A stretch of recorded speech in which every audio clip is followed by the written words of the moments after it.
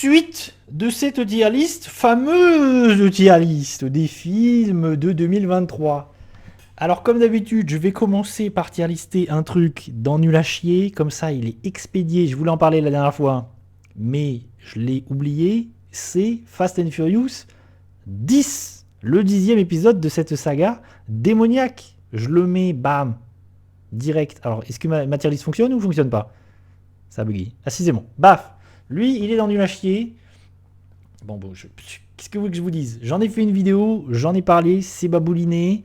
Babouliné qui fait des dingueries. C'est vraiment Fast and Furious qui fait n'importe quoi. Vraiment, le film, il est parti dans le n'importe quoi le plus incroyable. Je sais qu'il y a eu beaucoup de problèmes de production. Le réalisateur, il est arrivé au dernier moment. Tu sens que on essaye de faire revenir tout le monde, un nombre d'acteurs phénoménal, The Rock, il y a Jason Momoa, il y a Jason Statham, en veux-tu, en voilà, des acteurs, Charlize Theron, franchement le casting il est fifou, on essaie de faire revenir tout le monde, c'est l'apothéose de Fast and Furious, mais en même temps c'est la cata, moi je trouve que, parce qu'en fait c'est pas rigolo, enfin, si, il y a un truc qui est rigolo, c'est Jason Momoa, ça je l'avais dit dans ma critique à l'époque, c'est que je trouve, il y a un truc positif dans le film, c'est Jason Momoa qui joue le méchant, et qui du coup, je sais pas pourquoi il s'est dit qu'il jouait le Joker. Vraiment, il a l'impression, on a l'impression que c'est le Joker. Et vraiment, c'est Jason Momoa qui fait n'importe quoi. Mais comme il fait n'importe quoi, c'est rigolo. Vraiment, le voir faire n'importe quoi, ça m'amuse beaucoup. Je trouve qu'on le sent s'amuser. Dès qu'il est là, c'est rigolo. Il fait n'importe quoi. Tu sens que c'est son film. C'est lui le perso principal. Si vous voulez regarder Fast and Furious, regardez-le pour Jason Momoa. Mais pas pour le reste, parce que Babouliné, zéro expression, nul. Je sais plus du tout qu'est-ce qui se passe dans le film, mais il y a un plan qui m'est resté. Il y a des plans numériques dans le film. Il y a des plans en 3D. Ça a coûté très cher. Hein. Le film a coûté très très très très très très cher. Et il y a un plan vraiment qui, dans une voiture numérique, tout est numérique, qui tourne autour de Babouliné, qui fait un truc. Franchement, c'est hallucinant. Il y a des trucs comme ça dans le film. J'étais là, mais waouh, c'est de la folie quoi. Il y a des trucs dans le film, il y a des idées, tu te dis mais what the fuck? Qu'est-ce qui se passe? Est-ce que je mettrais pas une petite bande-annonce de Fast and Furious 10 pour qu'on rigole un petit peu tous ensemble? Fast 10, je crois que en plus ça s'appelle juste. Et normalement, il me semble qu'ils avaient prévu, voilà, que ça devait être en deux parties, deux ou trois parties. C'était l'épilogue, la fin de tout ça. Me semble-t-il que le film a pas trop bien marché. Un petit peu à l'image du dernier Mission Impossible d'ailleurs, qui a pas trop bien marché. Et qui du coup, finalement, c'était en deux parties. Finalement, ça peut-être les plans vont peut-être changer. Et là où c'était des blockbusters qui coûtaient une fortune, peut-être qu'ils vont se raviser et faire en sorte que tout ça coûte un peu moins cher. Alors c'est rigolo parce que pour le coup, ce qui se passe dans le film, le scénario, j'ai aucun souvenir. Vraiment, je ne saurais dire qu'est-ce que ça raconte. Est-ce que j'ai pas le petit, il est où? Ah si, c'est là. Paf. Oh, regardez-moi ça, ce Jason Momoa qui s'amuse, qui envoie des boules géantes tout cassées. Fantastique. Et puis, par contre, il y a un truc qui est rigolo, c'est que ça devient. En fait, c'est devenu un film de super-héros. C'est-à-dire que c'est des super-héros, littéralement. Ils font des trucs super héroïques, ils prennent zéro dégâts. Tu vois Babouliné, Vin Diesel, faire des trucs de fou, faire des chutes. Il a pas une égratignure, vraiment, tu le vois faire des dingueries pas possibles, et en fait, il lui arrive rien. C'est vraiment un super-héros. C'est devenu. C'est un caillou. C'est un caillou parce qu'il a pas. C'est ça, je me souviens. J'avais dit ça. Que Vin Diesel, c'est un caillou parce qu'à la fois, il a zéro expression, zéro émotion en tant qu'acteur, mais en même temps, c'est pareil. Tu jettes un caillou, c'est pareil, quoi. Il prend pas de dégâts. Chut. Voilà. Donc, Fast 10, c'est zéro, nul à chier. Ça a aucun intérêt. À la poubelle. The poubelle. Avec quoi est-ce qu'on pourrait enchaîner? Qu'est-ce qu'on pourrait. Ah, bah attendez, ce qu'on peut faire, c'est qu'on peut se prendre la duologie, le diptyque. Le diptyque des trois mousquetaires, comme ça en fait deux en un. Où est-ce qu'il est le deuxième? Est-ce que j'ai une affiche du deuxième? Ah, je la trouve pas. Je la vois pas. Je la vois pas. Où est le deuxième? Je sais même pas si j'ai une affiche. Attendez, c'est l'affiche duquel? Ah non, mais c'est l'affiche de Milady, ça? Je sais pas. Bref, je ne sais pas. Je vais le mettre. Bam. Je vais checker quand même. Est-ce que je vois les deux affiches ou est-ce que j'en ai qu'une? J'en ai peut-être qu'une hein, pour les deux films. Je vérifie. Bon, on va dire.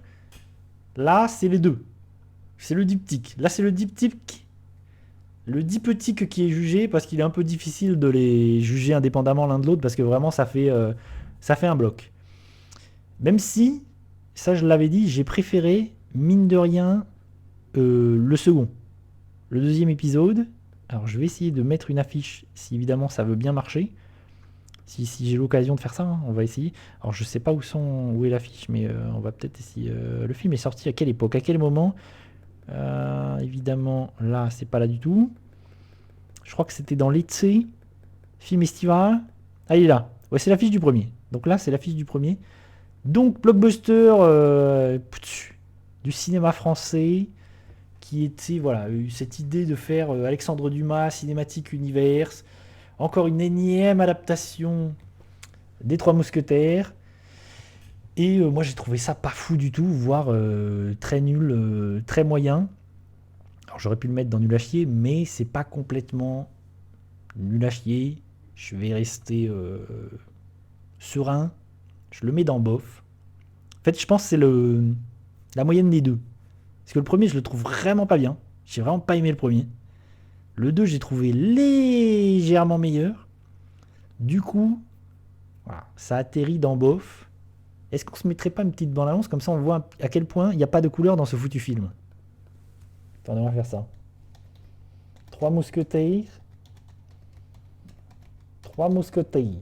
Bande-annonce. Comme ça on va voir. Parce que moi c'est le truc qui vraiment m'a saoulé de base dans le film. C'est le côté visuel. Vraiment cette photographie gris-marron où il n'y a pas de couleur parce que comme si les films d'époque, à l'époque il n'y avait pas la couleur quoi, ça rend fou. Ça c'est un truc vraiment, ça me rend fou. Et dans le 2 ils ont essayé de changer ça, du coup la photo a légèrement changé pour qu'il y ait un peu plus de couleur, pour que ce soit un peu moins dégueulasse visuellement. Mais bon, ça sauve pas l'entreprise pour autant. Du coup moi là, ce que j'aime bien dans le film c'est les acteurs en fait. Là où je sauve quelque chose c'est le casting, parce que par exemple Eva Green, et c'est le casting parfait quoi. Eva Green en Milady, c'est parfait, elle est parfaite, même si le personnage il est écrit n'importe comment, ils en font n'importe quoi du perso. Et d'ailleurs tu te demandes même pourquoi le deuxième s'appelle Milady. Parce que vraiment c'est pas du tout, le film est pas du tout centré sur elle. Et ça reste, le personnage principal ça reste D'Artagnan. Alors que le 2 s'appelle sous-titre Milady. Et les acteurs sont cool quoi. Vraiment, même si Vincent Cassel je trouve il est un peu à côté de la plaque. Pio Marmaille c'est cool. Romain Duris qui fait Jack Sparrow c'est cool. L'acteur principal dont j'ai oublié le nom, je trouve c'est pareil, il est hyper efficace, vraiment ça fonctionne. Celui qui joue D'Artagnan, j'ai oublié son nom, je le trouve très cool aussi. Vraiment ça, le casting c'est cool. Ah, que des chefs-d'œuvre Yo-Yo, que des chefs-d'œuvre. Ah c'est compliqué, franchement le cinéma français en 2023, il y a eu des très très belles choses. Vraiment, je trouve que le cinéma français, il a proposé plein de belles choses. Le règne animal, Vermine, c'était super. J'en passais des meilleurs, Anatomie d'une chute. Vraiment, il y a énormément de belles choses. Mais il y a aussi des catastrophes industrielles comme Astérix. Vraiment, Astérix, c'est le pire du pire. C'est mon top du pire. Et les Trois Mousquetaires, moi, je trouvais ça vraiment mauvais, quoi. Vraiment pas bien. Mais je pense que j'ai vu des gens. Il y a des gens qui ont adhéré à la proposition. Il y a vraiment des gens qui ont kiffé ces Trois Mousquetaires, cette proposition. Moi, vraiment, je préfère les Trois Mousquetaires 3D. Vraiment, je trouve que les Trois Mousquetaires 3D du réalisateur de Resident Evil, c'est mieux. C'est vraiment une comédie débile qui s'amuse, comédie d'aventure, avec des bateaux qui volent. Là, oui, avec Mila Jovovich, là, je dis oui.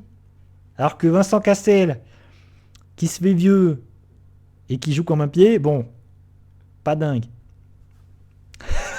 C'est pour ça que je l'aime bien. Yo-yo. C'est pour ça que je l'aime bien, parce que vraiment, c'est une sorte de nanar rigolo. Alors que là, vraiment...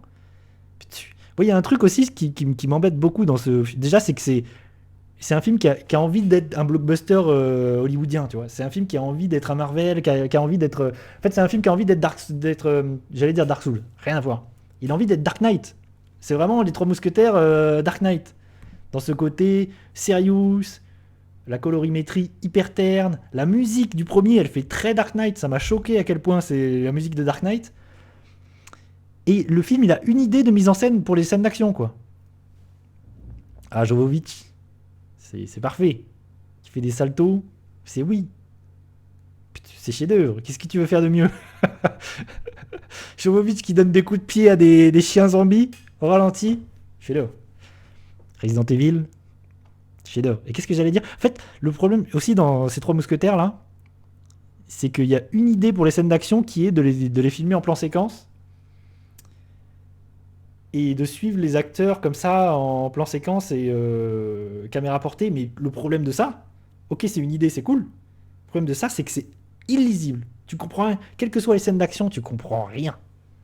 Du coup, rien n'est mis en valeur. Les chorégraphies sont pas mises en valeur, les acteurs, les cascadeurs, c'est hyper mal filmé et il reproduit tout le temps la même chose. C'est-à-dire qu'à chaque fois que tu as une scène d'action, bam, tu as une sorte de plan séquence, tu comprends rien. Ça, vraiment, c'est un truc, je m'étais dit, mais c'est nul à chier. C'est zéro, quoi. Oui, mais c'est n'importe quoi, vraiment. L'écriture des persos, franchement, Alexandre Dumas, il doit se retourner 4 fois dans sa tombe. Parce que vraiment, ce qui est fait aux Trois Mousquetaires à Dumas, c'est complexe. En plus de ça, dans le deuxième film, il y a un truc qui est ouf, c'est que vraiment, il y a des personnages qui n'existent pas, hein. Vraiment, t'as Aramis et Porthos, c'est des persos secondaires, ils ont des intrigues secondaires, vraiment des persos secondaires, ils ont des quêtes annexes, quoi. Des quêtes annexes. Tu les coupes du film, ça change rien. Donc vraiment, c'est nul. C'est dommage. C'est dommage parce que moi, j'étais hyper curieux de cette proposition. Vraiment, je m'étais dit, ouais, ça peut être cool, quoi. Un peu ambitieux, il y a un truc un peu ambitieux. Et ça me fait pas trop. Pas trop. Ah, mais du coup, on voit pas la tier ici, elle est là. Du coup, ça fait pas trop envie parce que je sais qu'ils vont adapter aussi Monte Cristo. Il y a une adaptation de Monte Cristo qui va avoir lieu aussi avec Pierre Ninet. Ça fait peur. Ça fait peur, ça fait peur. Je suis curieux, mais ça fait peur. Oui. Non, mais apparemment, le premier fait quand même pas mal d'entrées. La partie 1. Bon, je pense pas autant qu'il l'aurait voulu. Mais le 2 en a fait moins. Donc je sais pas si l'argent mis dans cette entreprise a été bien investi. Je ne sais pas, je ne sais pas trop. La question, je ne sais pas s'ils sont rentrés, si pour eux c'était bénéfique, je suis pas sûr. Je pense qu'ils auraient aimé que ce soit vraiment un carton et que ça fasse beaucoup plus d'entrées et qu'au final c'est assez mitigé. Et les critiques ont été assez mitigées, pareil. Donc vraiment, pour moi c'est vraiment très très très décevant. Et puis à un moment donné, une énième adaptation des Trois Mousquetaires, ça va quoi. C'est quand même. Et au-delà de ça, je le répète, le cinéma français en 2023, il a été quand même. Il y a vraiment de très très très belles choses en 2023 au niveau du cinéma français. Moi, Le règne animal, j'ai adoré. J'ai trouvé ça fantastique. Je pense que c'est l'une des pépites du cinéma français de 2023. Bah tiens, tu sais quoi? Il est où Le règne animal? Comme ça, on parle d'un film français claqué et un film. Ah, par contre, il faut que je retrouve les affiches. Donc là, c'est complexe. Allez là. Comme ça, paf. Le règne animal, il est dans Génial. Où est-ce qu'est mon affiche? Alors évidemment, il faut que je retrouve les affiches là aussi. Ce stream est un peu mal fagoté. Est-ce que je vais retrouver l'affiche ou pas du tout? Il faudrait que je me souvienne des dates de sortie des films. Bon, peu importe, c'est pas si grave. Je vais mettre une bonne annonce de toute façon. On va faire ça, comme ça, paf. Où est-ce qu'il est? Hop, je vais enlever ça. Je vais faire. Hop, je nous mets. Petite bande annonce du règne animal. Hop. Bim balaboum. Le règne animal. Je mets la bande annonce. je fais flip et je fais flop. Et bah, pour moi, c'est une vraie réussite du cinéma de genre français en 2023. J'en ai déjà parlé, j'en ai fait une vidéo. Vraiment, j'ai trouvé ça super bien parce que c'est un film ambitieux. C'est une sorte de film X-Men en France où on est dans une époque où tu sais pas pourquoi il y a des gens qui commencent à s'hybrider avec des animaux. Donc des gens qui commencent à se transformer en animaux littéralement. Et il y a des créatures et le film il n'hésite pas à montrer les créatures, quoi. Et il y a des effets spéciaux hyper réussis, il y a des maquillages hyper réussis, il y a des moments où tu vois les créatures se transformer, tu vois les créatures évoluer. C'est hyper bien. Et ça raconte l'histoire d'un homme et de son fils, dont la femme et la mère, du coup, s'est transformée et a disparu. Et du coup, ils partent à sa recherche. Et on va se rendre compte que le gamin, lui aussi, est en train de se transformer en quelque chose, en un animal. Et il va rencontrer d'autres gens qui se transforment. Et du coup, on suit cet adolescent qui commence à se transformer, qui devient autre chose. Et on suit le père qui cherche sa femme et qui du coup va aussi partir chercher son fils parce que son fils est en train de se transformer. Enfin, c'est hyper bien. Le côté film social aussi est bien dans le film et il prend pas le pas sur le côté film de genre, film horrifique entre guillemets. Ouais, et vraiment c'est un super film X-Men. C'est ça aussi qu'il faut se dire. Et c'est vrai que les X-Men, je sais pas ce qu'ils font chez Marvel. C'est sûr qu'il va y avoir des nouveaux films X-Men dans le MCU. Mais vraiment, si vous aimez comme moi les créatures, moi j'adore ça, les créatures au cinéma, genre les films d'horreur avec des créatures, c'est un truc qui. Il y a des trucs, voilà, tu sens qu'il y a de la mouche là-dedans, il y a du Cronenberg. Il y a un personnage, moi, que je trouve fantastique dans le film, qui est un homme qui se transforme en oiseau. Et ce personnage d'homme-oiseau, je trouve il est magnifique dans le film, il est super. Déjà, il est bien fait. L'acteur, il est incroyable. Vraiment, tu le suis un petit peu dans le film parce que tu le vois. En plus, il est un peu horrifique. Parce qu'il y a un truc aussi qui est rigolo, c'est qu'il y a des idées un peu horrifiques comme ça de body horror. C'est que le personnage de l'homme oiseau, par exemple, il raconte que dans une phase de sa transition, de sa transformation, on lui a fait faire des chirurgies esthétiques pour le faire le rectifier, quoi. Et en fait, il a continué à faire sa transformation. Donc il est à moitié défiguré parce qu'il a essayé de corriger sa transformation qui est immuable, quoi. Il va se transformer quoi qu'il arrive. Donc vraiment, il y a des trucs comme ça de body horror, de trucs un peu gore. C'est hyper cool. Très cool. Et les transformations, elles sont cool. Et vraiment, la plupart du temps, tout n'est pas parfait visuellement dans les effets spéciaux. Mais la plupart du temps, c'est réussi. Et ça, vraiment, c'est une très très belle réussite. Moi, j'étais hyper surpris d'avoir une telle réussite. Même Romain Duris, qui est pas toujours le meilleur acteur du monde, je trouve il est super dans le film. Et il est bien meilleur que dans Les Trois Mousquetaires d'ailleurs. Parce que dans Les Trois Mousquetaires, il en fait des caisses. Et du coup, c'est un film hyper efficace. Vraiment, lui, il est dans ce que j'ai. Franchement, dans le cinéma français, c'est ce que j'ai vu de mieux. Et malheureusement, il y a des trucs que j'ai ratés. Parce qu'il y a eu des films de genre cool. Il y a eu Gueule Noire que j'ai raté. Film d'horreur français. Je l'ai pas vu malheureusement. Il y a d'autres choses comme Vincent doit mourir aussi. Vincent doit mourir. Ça a l'air. Je l'ai raté. Il est sorti en fin d'année.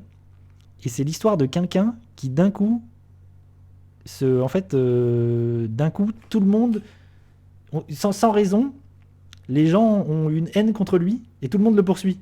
Ouais, tout le monde veut le tuer. Ça a l'air trop bien. Je suis dégoûté. J'essaierai de le rattraper parce que vraiment, ça a l'air trop bien. Le pitch, il est génial. Et en fait, il sait pas pourquoi. Du coup, il attise la haine de tout le monde. Mais sans raison. Et franchement, ça a l'air génial. L'idée de base, je sais pas si le film est bien, mais l'idée, elle est cool. Du coup, il y a eu des propositions comme ça en France, dans le cinéma français, c'est quand même très cool. Je sais pas si tu as vu d'ailleurs, Yo-Yo, il y a le réalisateur de Vermine qui a été, qui a été embauché. Vermine, c'est très cool. Hein. Du coup, c'est un Français, co-scénarisé par Florent Bernard. Il a été embauché pour réaliser un spin-off de Evil Dead. Du coup, il l'a raconté qu'il avait rencontré Sam Raimi parce que son film Vermine a gagné des prix aux États-Unis. Enfin, il a beaucoup tourné aux États-Unis. Il s'est fait remarquer. Et du coup, il va réaliser un film Evil Dead qui est un spin-off. Et je suis très curieux. Vraiment, je suis très curieux. C'est cool. Après, c'est toujours un peu dommage que nos talents français partent à l'étranger. Mais en tout cas, c'est plutôt très cool. Je suis très curieux de voir ce spin-off de Evil Dead. Tiens, je fais des liens. Est-ce qu'il serait pas intéressant de parler du coup du film Evil Dead? Il est où? Parce qu'il y a eu un film Evil Dead. Est-ce que tu l'as vu, Yo-Yo, le film Evil Dead? Attends, il est où? Ah, je sais pas où je l'ai mis. Ah, mais Yo-Yo, il a vu le film. Putain, Yo-Yo, il a vu le film. Mais dis-moi tout. Ah là là, Yo-Yo, il a vu le film. Attends, je sais pas où il est. Je sais pas où j'ai mis l'affiche. Est-ce que je l'ai mise? Ah, elle est là. Evil Dead. Ah bah c'était cool. Eh ben je suis complètement d'accord avec toi. Je vais le mettre dans cool moi de même. Je suis d'accord. Evil Dead Rise, c'est contre toute attente. Vraiment, j'avais pas beaucoup d'espoir. Parce que bon, toutes ces suites spin-off de toutes ces grandes sagas horrifiques, la plupart du temps, c'est éclaté. Vraiment, cette année, il y a eu l'Exorciste. Je crois, attends, il y a eu un Exorciste. Il y a eu un film Scream. Il y a eu un film Evil Dead. Il y a eu un film Insidious. Il y a eu, j'en passais des meilleurs, hein, franchement. Ces suites, les années précédentes, il y a eu des films Halloween, toutes ces sagas horrifiques, Massacre à la tronçonneuse, il y en a toujours des nouveaux. Le dernier sur Netflix, c'est infernal. C'est. Moi, ce que j'aime bien dans ce dernier film Evil Dead Rise, c'est qu'il est énervé, quoi. Il est énervé, il est violent, quoi. Et rien que le moment où, je sais pas si tu te souviens, mais je pense que tu te souviens, où le titre s'affiche à l'écran, vraiment, le moment où le titre s'affiche à l'écran avec la musique, la police, je trouve, pam, le film il est impactant à ce niveau-là. Je trouve le titre qui s'affiche à l'écran, ça annonce le ton. Et rien que là, je me suis dit, ah ok, ça va être cool. Et j'avais déjà pas mal aimé le remake de Fede Alvarez. Je trouve le remake de Fede Alvarez, il est intéressant. Parce qu'en fait, c'est une proposition complètement différente du Evil Dead de Sam Raimi de base, quoi. Vraiment, le film de Fede Alvarez, c'est un film méchant, violent, en essayant d'aller le plus loin possible. Et du coup, je l'aime bien. Mais oui, on est d'accord que, en fait, il est intéressant sur le côté jusqu'au boutisme de la violence, quoi. Sinon, à niveau scénar, acteur, machin, c'est pas folichon, folichon. À chaque fois que je le revois, je me dis c'est cool, mais sans être incroyable, sans être dingue. Mais ce qui est intéressant, c'est que c'est une autre proposition, quoi. Là où Sam Raimi, c'est des films plus sur la comédie aussi, comédie horrifique. Là, c'est vraiment un pur film violent. Et je crois que Fede Alvarez, d'ailleurs, il travaillerait pas sur un autre. Je sais plus. Il me semblait qu'il travaillait sur une suite de son film, mais je suis plus sûr si c'est toujours d'actualité, ça. Je suis plus sûr, je suis plus sûr. Du coup, c'est Evil Dead Rise, ouais, il est efficace. Moi, j'ai trouvé. Bon, je m'en souviens plus trop, hein, maintenant que je t'en parle. Je me souviens plus trop de ce que ça raconte, si ce n'est que. En fait, on suit une mère et ses enfants. Et du coup, c'est la mère qui devient démoniaque et qui va commencer à tuer ses enfants, quoi. Qui va tenter de tuer ses enfants. Et ce qui est très cool dans le film, c'est le casting de l'actrice qui joue la mère. Qui, du coup, a cette beauté effrayante. Elle a un truc vraiment effrayant. Et point positif du film, c'est vraiment cette actrice. Qui, je trouve, fonctionne très bien. Fait flipper. Il y a vraiment des moments énervés. Moi, c'est ça qui m'est resté, c'est que j'ai souvenir de moments énervés et violents. Et que le film, il va trancher dans le vif, quoi. Donc c'est plutôt cool. Pour le coup, surtout que j'ai vu des trucs bien merdiques en cinéma horrifique en 2023. Donc pour le coup, c'est plutôt positif. Je pense que je suis resté sur une note plutôt positive au sujet de Evil Dead Rise. Je vais peut-être mettre un petit bout de bande-annonce là, comme ça pour nous remémorer un peu les souvenirs. Evil Dead Rise. Mais ce qui est cool, c'est que hop, c'est toujours Sam Raimi qui est derrière la franchise et qui du coup va voir des artistes, va voir des réalisateurs va voir des jeunes réalisateurs et il leur propose de faire des films, quoi. C'est ce qui s'était passé avec Fede Alvarez, quoi. Et pour qu'on ait des propositions un peu inédites. Si, je crois que. Mais de toute façon, que ce soit Sam Raimi et Bruce Campbell, ils sont toujours derrière. Ils sont toujours à la. Mais d'ailleurs, on entend la voix de Bruce Campbell dans le film. Si j'ai bien souvenir.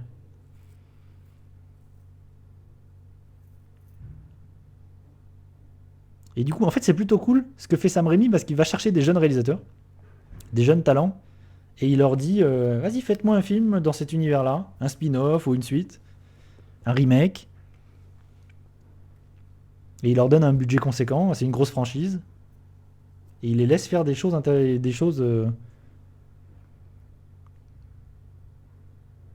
des choses intéressantes.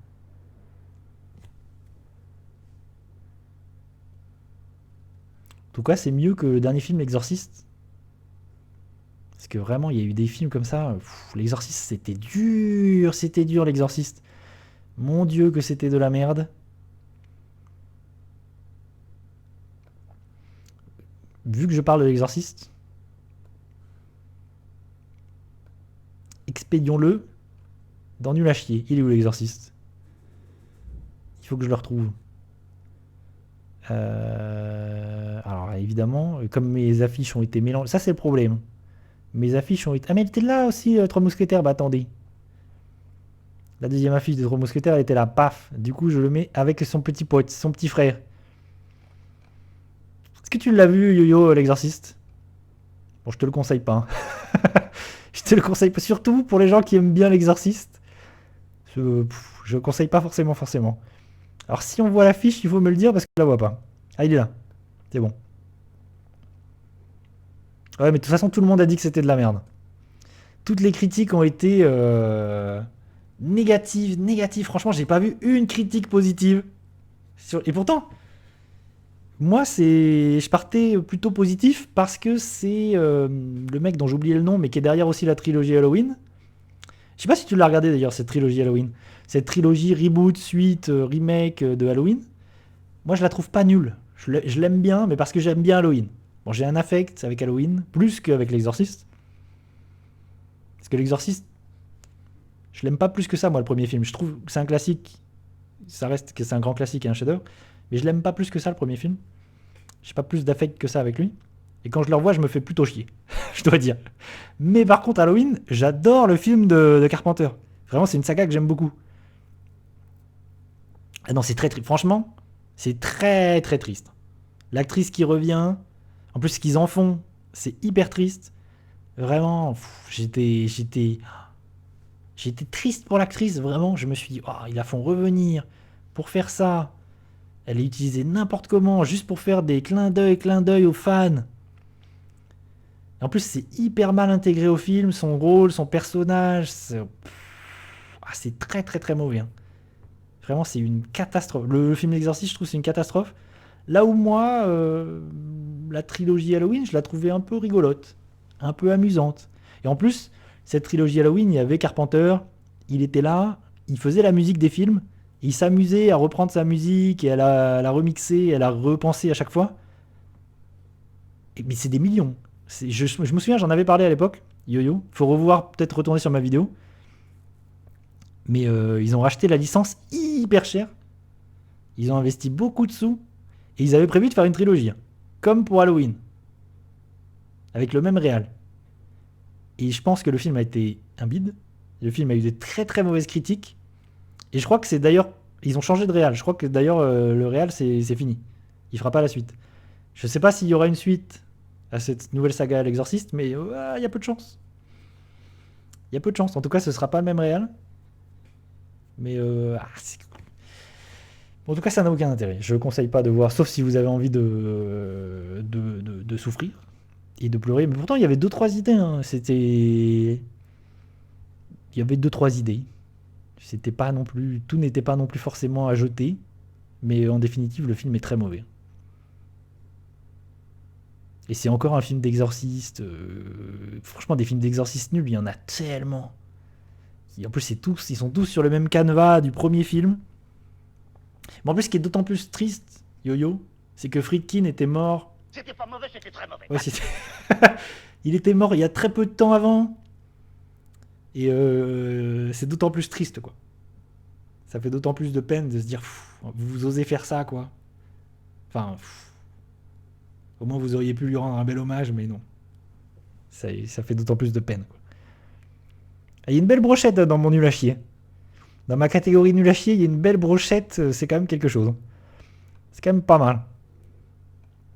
On tient quelque chose d'intéressant. Alors qu'est-ce que je peux... Alors vu qu'on a mis des films dans nul à chier, est-ce que je mettrais pas quelque chose dans le top? Est-ce que je vois pas un truc qui est dans mon top? Essayons d'aviser. Qu'est-ce que j'ai dans ma besace? Where are you? Where are you? Where are you? Je vois des choses. Je vois des choses. Je vois des choses. Qu'est-ce qu'on va balancer? Ah, il est là. On va revenir sur Babylone. Ah, si tu veux, Russell Crowe, il est... Bah attends, tu sais quoi? Je reviendrai sur Babylone tout à l'heure. Tu m'as enjaillé sur Russell Crowe. Est-ce que tu l'as vu, Yo-Yo, Russell Crowe?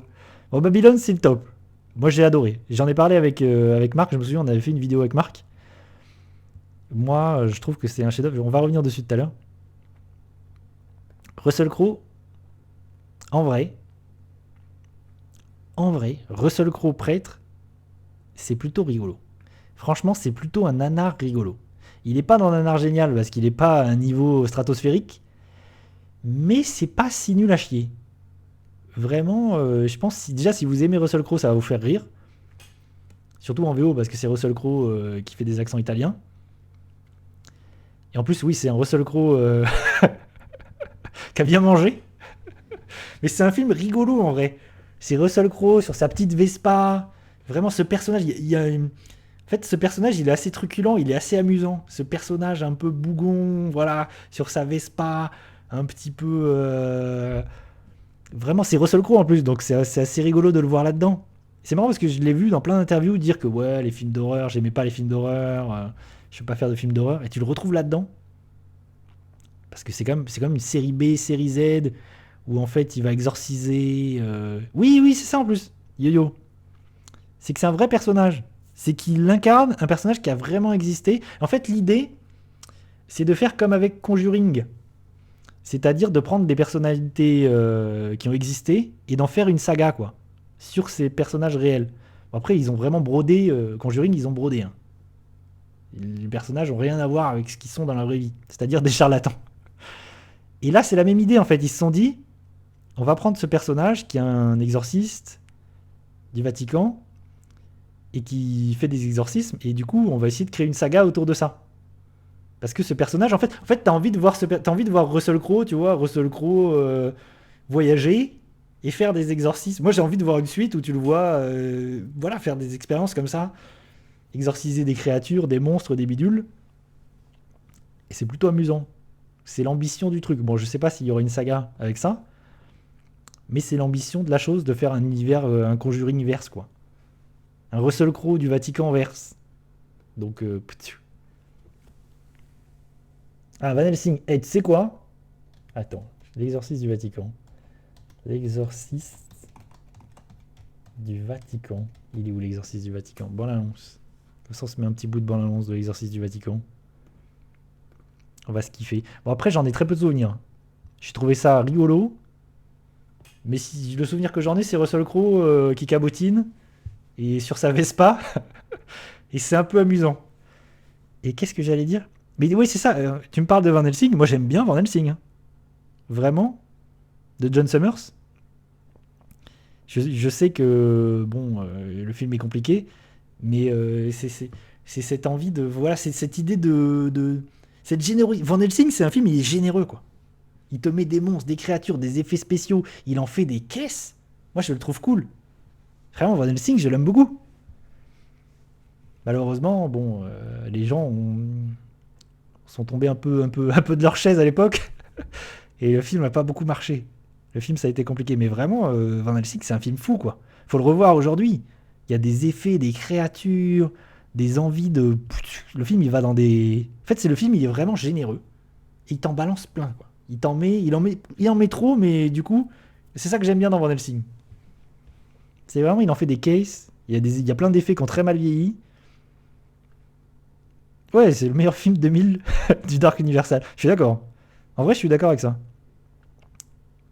Mais c'est Stephen Sommers, c'est le mec qui était derrière La Momie. Et vraiment, moi j'aime bien ce réalisateur. Cette envie de faire de l'aventure, la comédie d'aventure. Et là, vraiment, moi, cette proposition, elle m'enjaille pas mal, hein. Cette proposition de Van Helsing, vraiment, je la trouve. En plus, il a mis plein de monstres. Je sais qu'il y a eu aussi des adaptations en jeu vidéo. Il y a une adaptation en jeu vidéo de Van Helsing. C'est peut-être intéressant de tester. Mais du coup, c'est un peu un film étonnant à revoir aujourd'hui, Van Helsing. Parce que vraiment, il part dans des directions. Il te fait des trucs. C'est quand même assez fou. Mais c'est des films qui n'existent plus aujourd'hui. C'est des films qu'on fait plus trop, quoi.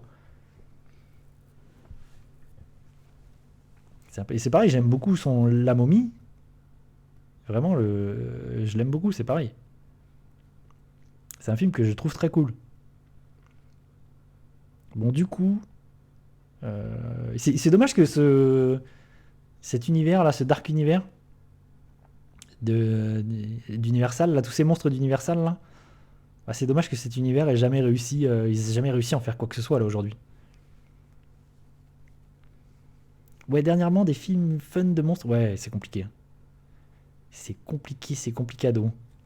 Je pense à Godzilla. Si vous voulez un gros monstre, il faut aller voir Godzilla. Mais sinon, en ce qui concerne Dracula, Frankenstein, j'en passe et des meilleurs, le loup-garou, tout ça, ouais, c'est complexe. Compliqué. Par contre, il y a eu. Tiens, tu me fais penser à ce film-là, le. Ah bah tiens, je peux enchaîner avec ça. Bah je sais pas ça, Yo-Yo. Pour le coup, j'en sais rien. Je suis pas au courant. Une série, Le Monstre du Lac? Peut-être. Peut-être, mais pour le coup, je suis pas au courant de cette histoire. Tu me fais penser à un autre film, là, Yo-Yo. En parlant de monstres, il y a eu le dernier voyage du Déméter. Et je le mets. Le dernier voyage du Déméter, c'est un film sur Dracula. Et le film, il a été très mal reçu. Il a eu des très mauvaises critiques. La plupart des critiques l'ont un peu défoncé. Je trouve un peu à tort. Moi, je trouve le film plutôt cool, hein. Vraiment, j'étais surpris parce que moi, j'ai plutôt. C'est pas extraordinaire, mais j'ai trouvé le film plutôt cool. Et c'est l'idée de. En fait, on prend Dracula juste au moment où il passe. Où il voyage en fait sur le bateau qui s'appelle le Déméter pour arriver, je crois, en Angleterre. Où il part de son pays natal pour du coup se retrouver en Angleterre. Et ce qui est en fait un très court passage du livre original. Et là, ils ont brodé. Et en fait, qu'est-ce qui se passe sur ce bateau? Parce qu'on sait que le bateau, il arrive et que tout le monde est mort. Et que Dracula, il arrive comme ça en Angleterre. Et en fait, c'est 1 heure et demie de ce Dracula qui est sur ce bateau et qui va tuer tout le monde. Et ce qui est intéressant, c'est qu'on a une version de Dracula où c'est une version monstrueuse. C'est vraiment Nosferatu. C'est une créature monstrueuse. C'est vraiment pas. Il parle pas vraiment. C'est un monstre comme ça, une entité maléfique. En fait, c'est un peu Alien sur un bateau. Et c'est plutôt cool. Je trouve vraiment il y a une ambition visuelle. Visuellement, c'est pas mal. La créature, elle est pas mal. Et vraiment, le film est un peu méchant. Ça déglingue des personnages. Enfin, moi, j'ai trouvé ça plutôt cool. Vraiment, j'en garde un souvenir plutôt. Franchement, je te le conseille si t'as l'occasion, Yo-Yo. Je comprends pas trop les critiques vraiment tant négatives que ça à son encontre. Parce qu'en vrai, c'était plutôt sympathique. Et je le reverrai avec plaisir. Mais je peux comprendre, je sais pas, je pense que les gens s'attendaient peut-être à quelque chose d'autre et à quelque chose d'un peu mieux. En plus, c'est un réalisateur intéressant, c'est le réalisateur de. Merde, comment ça s'appelle? euh... Le film de Troll, tu sais, attends, Troll Hunter, Troll Hunting.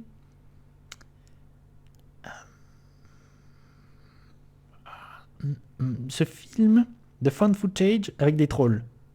Bon, je sais plus. Je sais plus. Ah, flûte. Je vais chercher mes informations sur l'internet parce que je dis des bêtises peut-être en plus. Je vais checker. Alors, on va aller le dernier voyage du Déméter. Déméter. Comment s'appelle-t-il? C'est Monsieur André Ovredal.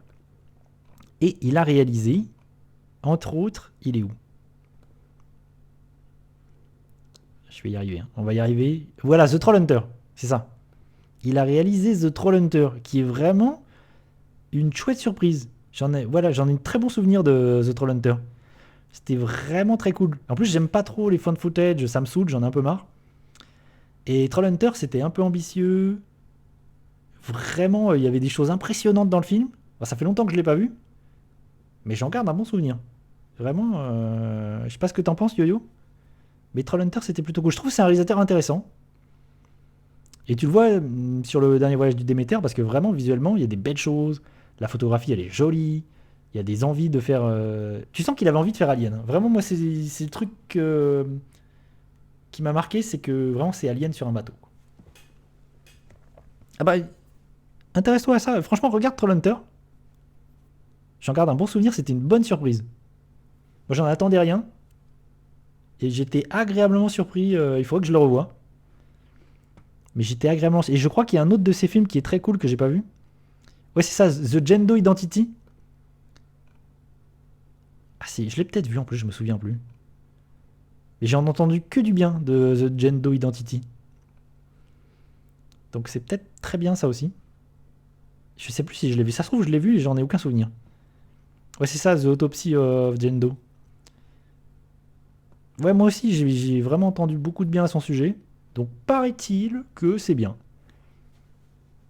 Ah, mais si tu veux, Yo-Yo, mais il faut se trouver un moment. Il faut accorder nos violons. Il faut que je me mette d'accord avec ma douce. Et c'est ça qui rentre en ligne de compte. Non, mais il faut que je vois ça avec ma douce. Et ce soir, je pense que c'est pas possible. This is le problème. Ah! Ah non, mais ma douce. Mais le problème, c'est qu'il faut qu'on trouve le film chaque. Non, en vrai, moi, si tu veux, un de ces quatre, on se regarde des trucs si t'as envie. Mais c'est qu'il faut qu'on s'accorde nos violons et c'est pas forcément évident.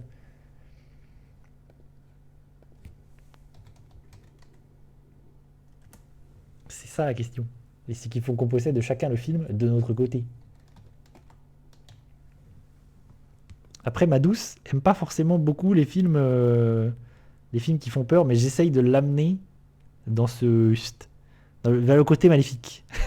Le côté obscur de la force. J'essaie de l'emmener petit à petit du côté obscur de la force. Parce qu'elle, elle a très vite peur. Très vite les chocottes. Alors, du coup, on en était où? J'ai parlé de l'exorcisme du Vatican, le dernier voyage du Déméter. Ah voilà, c'était ça. Je voulais mettre dans le top. J'ai mis Babylone. Alors, je vais dire deux trois mots de Babylone. Bon, il y en a une vidéo. Je sais qu'on en a fait une vidéo avec Marc, avec Kalaino. On en a discuté. Pour moi, c'est vraiment un des tout meilleurs films. Et c'est pareil, c'est un film qui a divisé. C'est un film qui a beaucoup divisé. Film de Damien Chazelle. Dernier film de Damien Chazelle. Qui a beaucoup divisé. Il y a des gens qui détestent, d'autres qui adorent. Moi, j'aime pas tout dans le film. Mais je trouve la proposition tellement incroyable. Vraiment, il y a une proposition de cinéma, là, de film de 3 heures, d'époque, flamboyant, spectaculaire, qui s'arrête jamais sur un rythme de ouf. La musique, je la trouve géniale. De toute façon, dans le cinéma de Damien Chazelle, la musique, elle est super, hein. Vraiment, moi, Whiplash. Si t'as pas vu Whiplash, Yo-Yo, Whiplash, je trouve c'est un petit chef-d'œuvre. C'est hyper bien. Et Babylone, c'est vraiment une sorte de fresque là sur le cinéma des années 20, avec une Margot Robbie. Margot Robbie, j'ai du mal avec la France, le français. Une Margot Robbie, mais extraordinaire. Brad Pitt, un jeune acteur, tout aussi bien. Il y a des séquences, mais extraordinaires dans le film. Tout n'est pas parfait parce que je trouve le dernier tiers avec Tobey Maguire. Ouais, Margot, elle est beaucoup là ces dernières années. Surtout qu'en plus, il y a eu Barbie. Donc Barbie, ça a été un énorme succès. Donc elle a été beaucoup sur le devant de la scène. Mais moi, à chaque fois, je me dis, c'est une grande actrice. Vraiment, là, en voyant Babylone, je me suis dit, c'est une extraordinaire actrice. Dans Babylone, elle est incroyable. Elle est fantastique. Il y a une scène au début de danse, elle joue des trucs. Franchement, elle joue des trucs, elle va dans plein de directions. Elle fait plein de choses dans le film, c'est assez fou. En plus, il y a Brad Pitt aussi dans le film. Et pourtant, tu retiens que elle. Il y a Tobey Maguire dans le film, mais tu retiens que Margot Robbie. Moi, là où je trouve le film problématique, c'est son dernier tiers. Elle expliquait qu'encore maintenant, elle a un complexe de beauté. Ouais, mais ça, c'est terrible. Ça c'est compréhensible. Mais de toute façon, tu te vois jamais comme les autres te voient, eux. Il y a toujours une dichotomie, là. Il y a un truc, il y a un truc bizarre. La façon dont on se voit soi-même, c'est toujours différent. Et d'ailleurs, dans Barbie, elle est super aussi, hein. Dans Barbie, elle est vraiment excellente. Barbie, c'est très cool aussi, c'est pareil. Barbie, c'était une cool surprise. Et Babylone, vraiment, c'est un film. En plus, c'est un film de début d'année 2023. Et pourtant, c'est l'un des films qui m'est le plus resté, notamment à cause de la toute dernière séquence, toute dernière scène du film, où vraiment, qui a tourné en plus sur les réseaux sociaux, c'est un peu dommage, où il y a beaucoup de gens qui l'ont rejeté. C'est pareil, il y a des gens qui ont détesté, d'autres qui ont adoré. Moi, je trouve ça extraordinaire. La dernière séquence du film où il y a un maelstrom d'images, de plein de films, où du coup il y a plein de choses. Vraiment, j'ai été hyper. Moi, ça m'a ému, ça m'a un peu bouleversé la dernière séquence du film. Je trouve ça extraordinaire.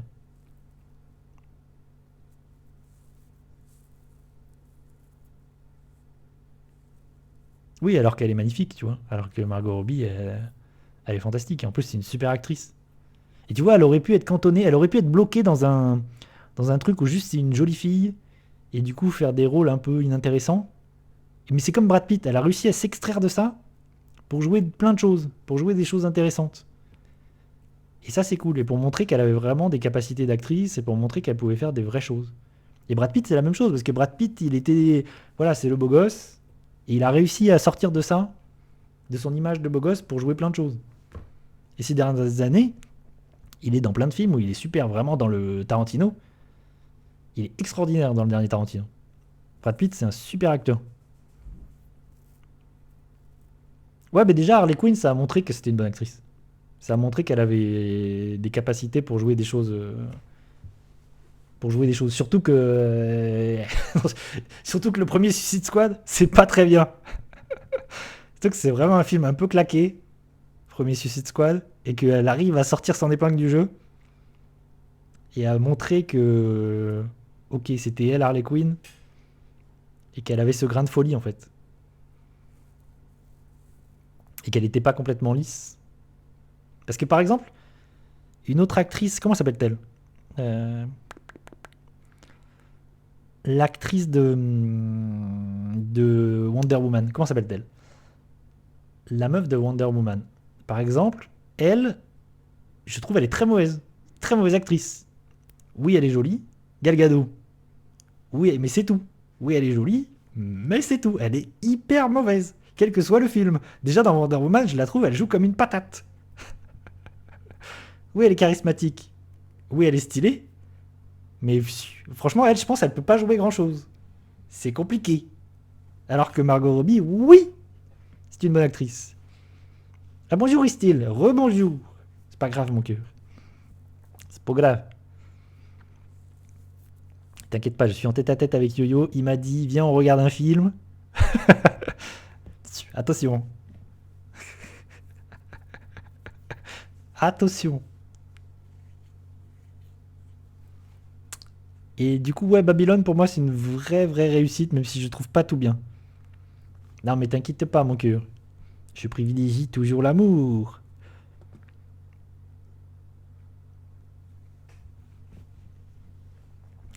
Yo-Yo, il veut qu'on regarde tous les trois. Attention. Et tu sais quoi, on essaiera de faire ça, un de ces quatre, Yo-Yo. On se cherchera des petits films d'horreur et on les regardera ensemble. Non, mais des films qui font peur, mon cœur. T'es pas prête? Des films qui font peur. Des films de derrière les fagots. Des films horrifiques. Que des trucs qui font peur. Ah, c'est Yo-Yo en même temps. Des trucs low cost et des trucs qui font peur. Attention. D'accord. Bon, du coup, pour en finir sur. Je vais mettre des extraits, tiens. Sur Babylone. Vraiment, Babylone, moi, je trouve ça fantastique. Ah, un petit Deadly. Bah, de toute façon, c'est pas compliqué. Deadly Premonition, il faut regarder la série de David Lynch. Si tu veux l'adaptation. Babylone. Babylone Bandanos. Comme ça, on se met deux trois hoops. Ah, Weeball, attention. Qu'est-ce qu'il est devenu, Weeball, là? C'est quoi ces derniers films à Weeball? Mais attends, il continue toujours à tourner, Weeball? Weeball? La question se pose, hein. Vraiment, je me pose des questions. Et pour, du coup, Babylone, il y a des choses... Vraiment, je trouve, les 2 premières heures, je trouve, il y a des trucs extraordinaires. Vraiment, il y a des scènes vraiment, mais dingues. De mise en scène rythmée, ça ne s'arrête jamais. Il y a des trucs fous. Il faut quand même se rendre compte que Uwe Boll, hein, il a une carrière hallucinante de films éclatés. Un génie. Et ce qui est cool aussi avec son cinéma, Damien Chazelle, c'est que c'est des films musicaux, quoi. Il y a vraiment... La musique a une importance, toujours dans ses films. Là, c'est le cas, la musique, elle est super. Vraiment, moi, la musique, elle m'est beaucoup restée, je l'ai réécoutée. Et c'était le cas dans Whiplash. Et vraiment, je trouve ça beaucoup mieux que La La Land, par exemple. Moi, La La Land, je suis pas fan. Mais Babylone, je trouve, il y a des séquences tellement dingues. Même si je trouve le dernier tiers beaucoup plus faible, en fait, les séquences du début sont tellement folles que pour moi, c'est oui. Et je pense que c'est un film qui va rester dans le temps et les gens reviendront dessus plus tard, avec le temps, en se disant, en fait, c'est vraiment un grand film. Je pense que c'est un film qui a été pas mal rejeté là, pas mal mécompris, enfin pas mal incompris, et que en fait, plus tard, c'est un film qui va rester comme étant un grand film. Ça, j'en suis persuadé. Chef-d'œuvre. Babylone, c'est chef-d'œuvre. On se rend compte d'un truc. Dans mon top, c'est que pour l'instant, il y a 3 films d'animation et un film live. Il y a un truc qui. Je pense qu'il y a beaucoup de films. Parce que c'est pas les. Il reste encore d'autres films d'animation dans mon top. Je crois qu'il y a moult. Et c'est là où on voit aussi ma sensibilité, quoi. Qui va un petit peu justement vers l'animation. Vers ce genre de choses. Mais en tout cas, Babylone, moi je le conseille fortement. Mais après, c'est quand même 3 heures. C'est quand même un film de 3 heures. Il faut quand même avoir. C'est un de ces films que j'ai envie de revoir. Que j'ai pas eu le temps de revoir. Et que j'aurais aimé revoir. Et pourtant, j'en parlais, je l'ai vu en tout début d'année. Et il me reste beaucoup. Il m'est beaucoup resté en mémoire. Alors qu'il y a pourtant une catégorie déjà oubliée, hein. Il y a des films que je vais oublier très très vite. C'est pour ça que ça a une importance pour moi. Vraiment, quand tu dis d'un film que tu l'as déjà oublié, ça veut dire ce que ça veut dire, quoi. Ça veut dire que vraiment, c'est inoffensif. Un film déjà oublié, c'est un film inoffensif. C'est un film qui n'a pas d'intérêt, c'est un film qui t'a rien laissé, qui t'a pas laissé de traces, qui du coup, c'est nul. C'est même pire que nul, je trouve. C'est-à-dire que c'est le l'encéphalogramme plat, la platitude. Qu'est-ce que j'ai dans ma besace que je peux envoyer? Oula, j'ai des trucs. J'ai des machins. Je vois un petit Tetris là. C'est qu'on se hope. Tetris, bim.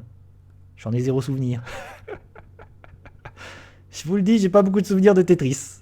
Voilà. Ma critique de Tetris, c'est le film. J'ai pas beaucoup de souvenirs.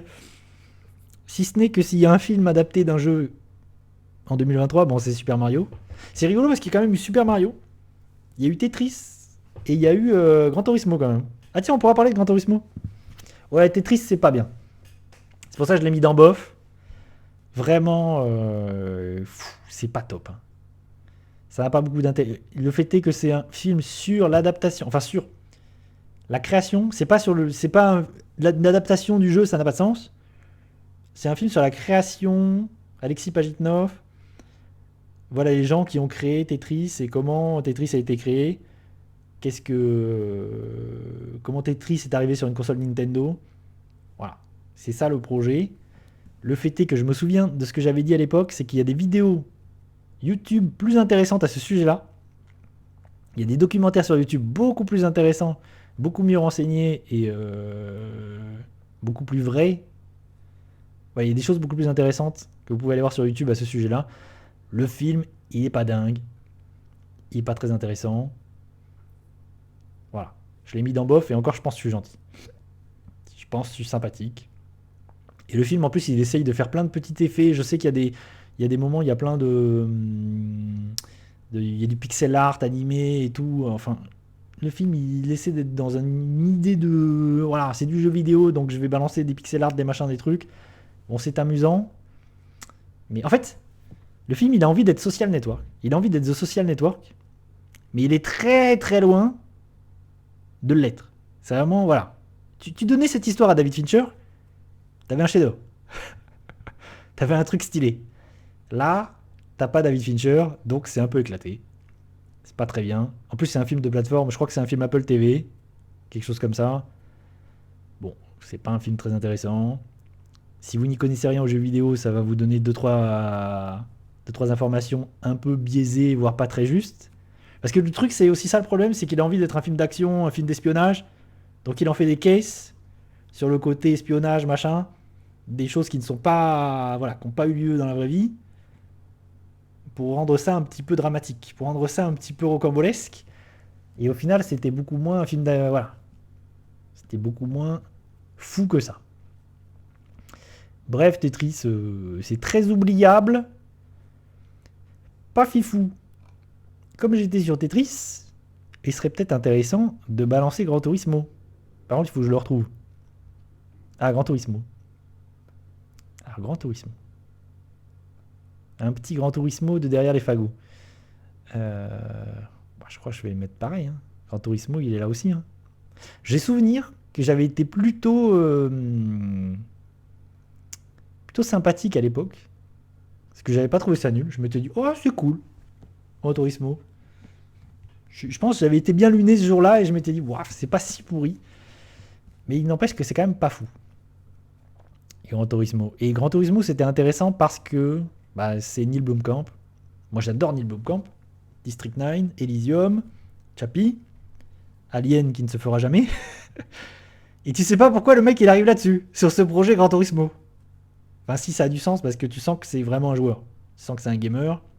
Il était sur le projet d'adaptation de Halo.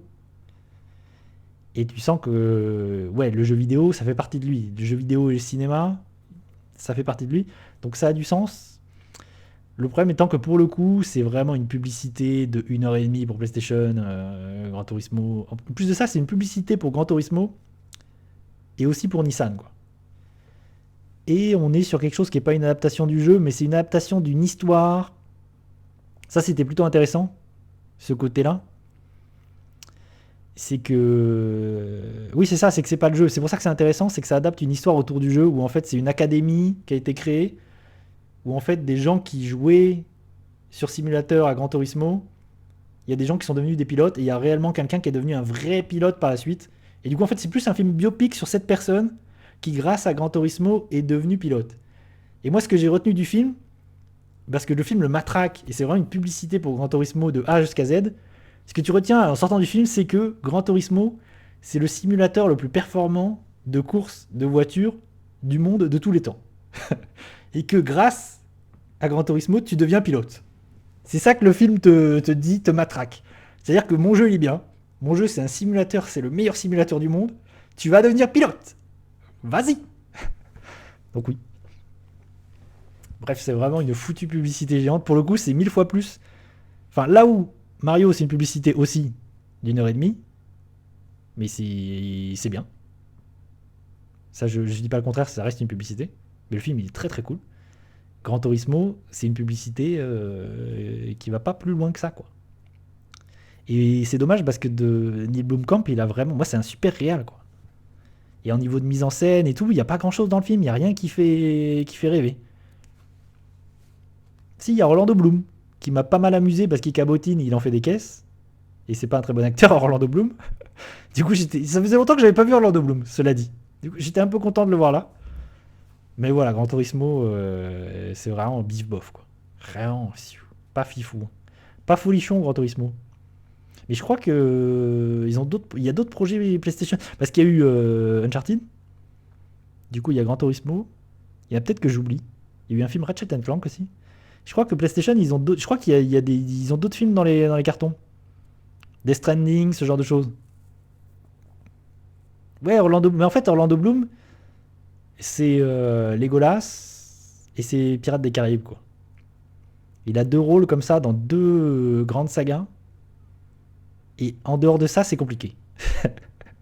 En dehors de ça, Orlando Bloom, voilà. C'est pas forcément un très bon acteur. Ouais, Kingdom of Heaven. Mais Kingdom of Heaven, ouais, c'est vrai. Et c'est pas mal d'ailleurs. Kingdom of Heaven, c'est un film que j'aime bien. Et c'est vrai, maintenant que tu le dis. Et qu'est-ce que j'allais dire? J'étais en train de venir sur un autre truc. C'est pareil dans Le Hobbit. Je trouve dans Le Hobbit, c'est très bizarre parce que dans Le Hobbit, du coup, il y a Orlando Bloom et Legolas. Et son Legolas dans Le Hobbit, il a vraiment rien à voir avec son Legolas du Seigneur des Anneaux. C'est très bizarre. Vraiment, son Legolas du Hobbit, il est très très bizarre.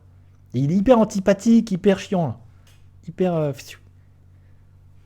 En plus, tu vois clairement qu'il est plus âgé, donc il y a un truc bizarre qui se joue là.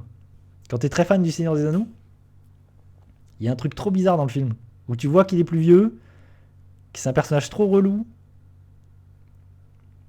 Puis il fait des cabrioles. Je me souviens, ça m'a choqué. Legolas qui fait des cabrioles dans le Hobbit, j'étais là, waouh, qu'est-ce qui se passe? Il fait des saltos. Ah, cette séquence là où il saute sur des. Je me souviens, il y a des pierres qui tombent au ralenti dans le film. Il saute, tac, tac. Legolas, c'est quelque chose. Après, j'aime bien le Hobbit. Hein. Malgré tous les problèmes du Hobbit, j'aime bien cette trilogie.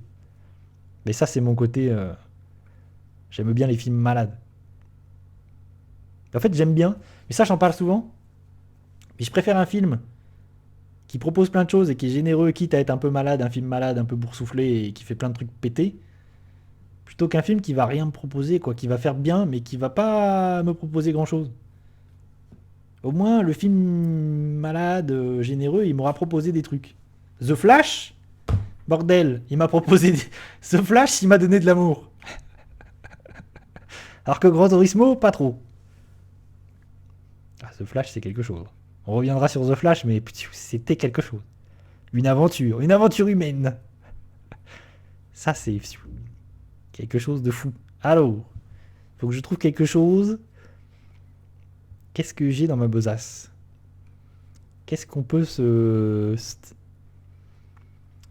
Qu'est-ce qu'on peut... Attends, ce petit Resident Evil... Bah, voilà, lui, il va être expédié vite fait. Ah non, Cocaine Beer, c'est bien de la merde. Ah, tu sais quoi, on va l'expédier aussi. Il est où, Cocaine Beer? Ah, Cocaine Beer, c'est éclaté.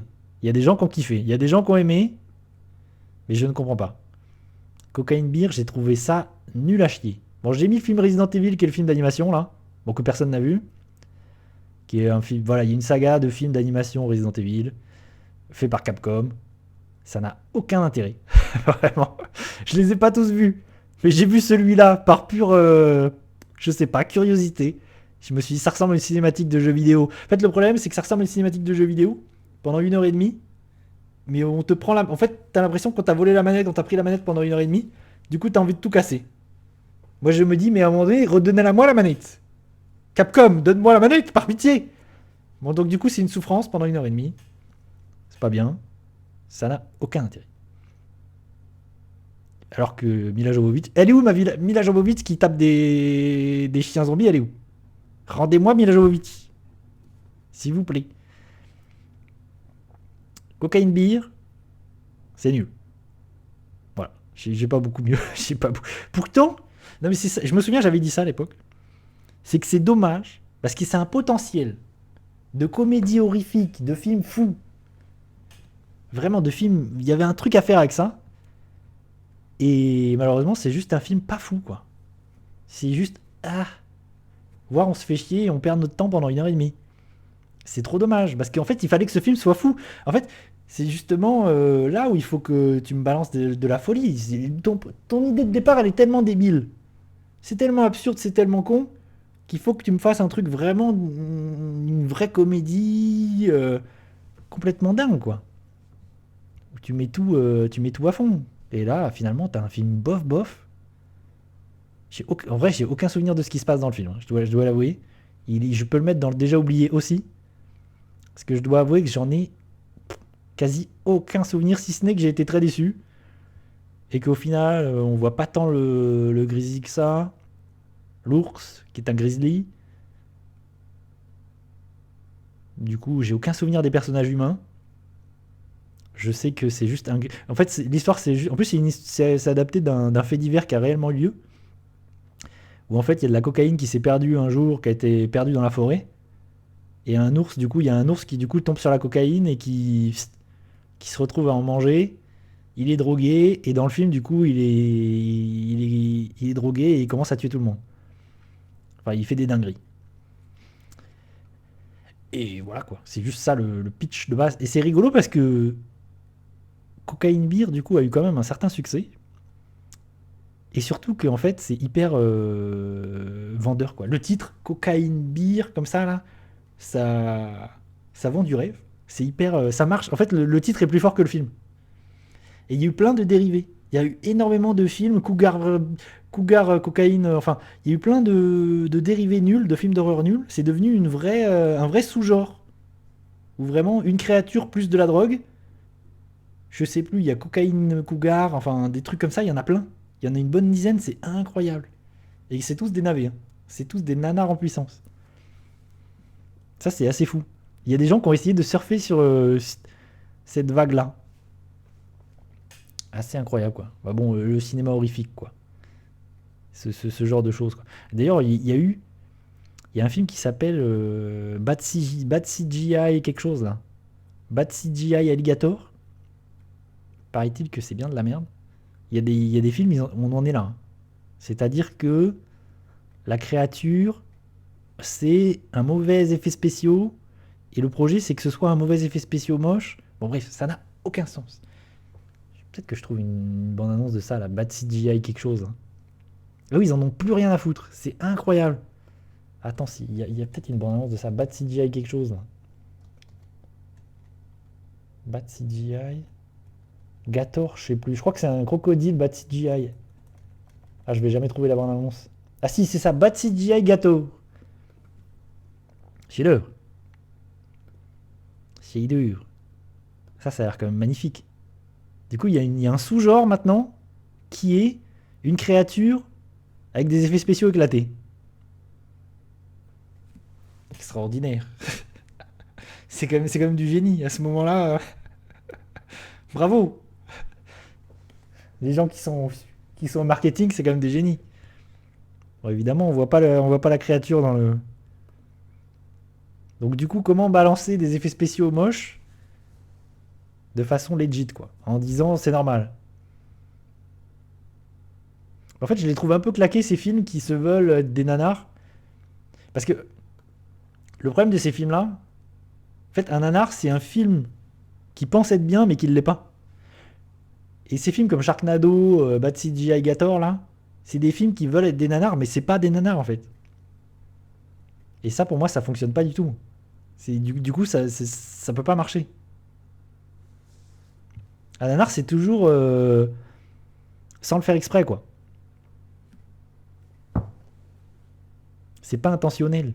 Quand tu fais intentionnellement un truc nanar, c'est nul. Zéro. Bon, là, c'est éclaté, hein. Je pense que c'est une daube astronomique. Une news daube, je pense que c'est très nul. Et que ça n'a aucun intérêt. C'est une certitude. Attends, mais si on se mettait une petite bande-annonce de. Et je me souviens, Crazy Beer, ça avait. Cocaine Beer. Ah oui, c'est ça, il s'appelle Crazy Beer en français, je crois. Et Cocaine Beer, c'est son titre original. Me semble-t-il. Me semble-t-il. Et il me semble que le film ça avait buzzé, hein. Sur les réseaux, ça avait buzzé. Ça avait fait son petit effet. Moi-même, je m'étais dit, ah, intéressant, je veux voir ça. Un ours qui a pris de la drogue, je veux voir ça. Bon, quelle ne fut pas ma déception. Quelle ne fut pas ma tristesse en voyant que c'était bien nul.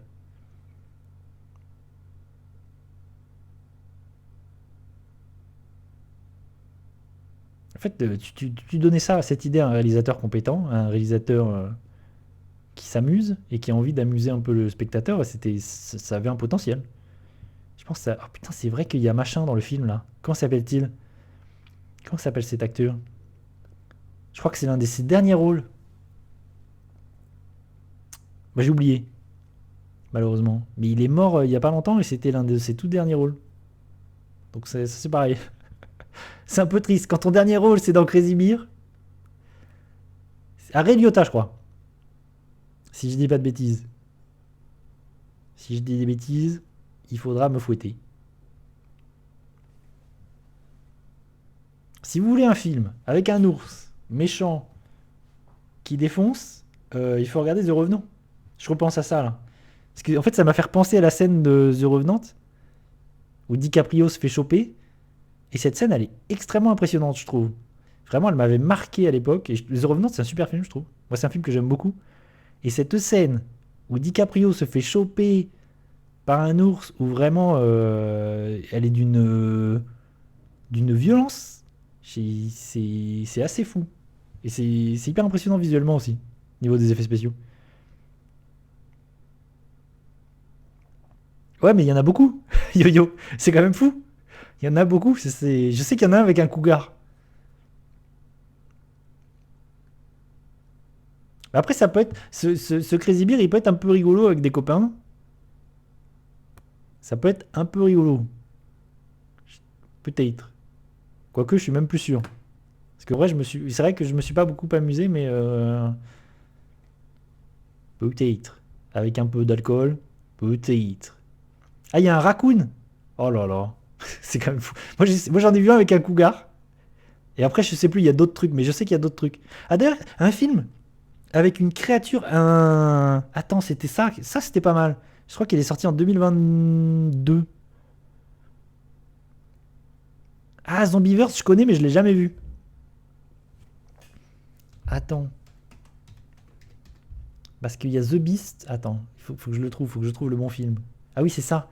Il y a ce film là, Beast. Ah oui, c'est Beast, c'est pas The Beast. Beast, je crois que c'est 2022. Beast avec Idris Elba. Et contre toute attente, c'est pas mal. Et vraiment, j'ai trouvé ça cool. Mais je crois que je l'avais tier listé d'ailleurs à l'époque. Beast, si vous voulez une créature numérique du coup, qui tue des gens, là c'est un lion dans la savane qui se vénère et qui tue des gens. Eh, c'était pas mal du tout. Vraiment, j'étais plutôt impressionné. Je trouve la créature numérique pas mal impressionnante. Il y a des trucs vraiment cool. Il y a Idris Elba à la fin qui se bat à main nue contre un lion géant enragé. Eh, ça vend pas du rêve, ça. Je trouve qu'il y avait des idées de mise en scène, des envies de... Vraiment, c'était pas mal du tout. J'ai vu ça au cinéma en 2022. Et en vrai, j'avais trouvé ça efficace. Vraiment un film de créature monstre. Efficace, quoi. C'était pas mal. C'est une pure série B. Ça vole pas très haut, mais c'était efficace. Pour le coup, ça aurait pu être nul à chier. Ça aurait pu être Crazy Beer. Pour le coup, je trouve que c'est vachement mieux que Crazy Beer. Un vrai film. En fait, c'est un vrai survival. Un vrai survival d'humain contre un lion. Contre un lion énervé.